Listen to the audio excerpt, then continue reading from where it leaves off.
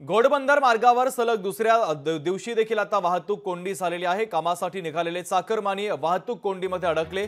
वाहतूक कोंडीची समस्या सुटत नसल्याचं पाहायला मिळते। महत्त्वाची बातमी आणि ही काही दृश्य देखील आपण पाहतोय। घोडबंदर मार्गावर सलग दुसऱ्या दिवशी देखील प्रचंड वाहतुकीची कोंडी झाली आहे। कामासाठी निघालेले चाकरमानी वाहतूक कोंडीमध्ये अडकले। त्यामुळे आता प्रवाशांना आणि वाहन चालकांना देखील मोठा मनस्ताप सहन करावा लागतोय।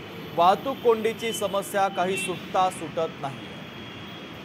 तर घोडबंदर मार्गावर सलग दुसऱ्या दिवशी देखील मोठ्या प्रमाणात वाहतूक कोंडी झाली। ठाणे शहरात मोठ्या प्रमाणात मेट्रोचं काम सुरू आहे। रात्रीच्या वेळेस अनेक मार्ग या कामामुळे बंद देखील केले जातात। अनेक वाहनं रस्त्यावरती बंद पडली असल्याने वाहतूक कोंडी झाल्याचा अंदाज वर्तवला जातो।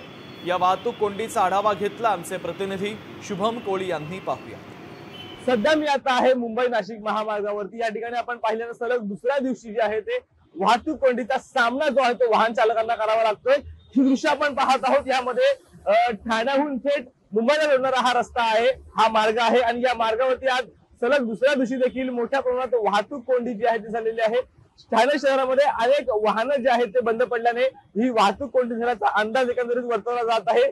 पाहायचं झालं तर मुंबई नाशिक असेल किंवा ठाणे घोडबंदर असेल, भिवंडी असेल, सुरत असेल, गुजरात असेल, असे अनेक मार्ग जे आहेत ते ठप्प झालेले आहेत। यामध्ये एक प्रमुख कारण म्हणजे हे वाहतूक कोंडी होण्याचं ठाणे शहरात जे मोठ्या प्रमाणात मेट्रोची कामं सुरू आहेत त्या कारणांमुळे जे आहे ते रात्रीच्या वेळेस जे आहे ते मार्ग संपूर्णपणे बंद करण्यात येतात। त्यामुळे पर्यायी मार्गांमुळे ही वाहतूक कोंडी जी आहे ती होण्यात येते। पाहिलं तर मोठ्या प्रमाणात वाहतूक कोंडी आता ठाणे शहरात झालेली आहे। काल देखील याच प्रमाणामध्ये मुंबई नाशिक असेल, घोडबंदर मार्गावरती वाहतूक कोंडी झाल्याने मोठ्या प्रमाणात वाहन चालकांना जो सामना करावा लागत होता। या गर्दीमुळे, या वाहतूक कोंडीमुळे अनेक स्कूल बसेस देखील अडकल्या होत्या। त्यांना देखील जे आहे ते पायी मार्गाचा त्यांचा खर्च काटावा लागला होता। परंतु आज देखील वाहतूक कोंडी झाल्यानंतर शहरामध्ये या वाहतूक कोंडीचा नेमका काय फटका बसतोय हेच पाहणं महत्त्वाचं असणार आहे। शुभम कोळी, लोकशाही मराठी, ठाणे।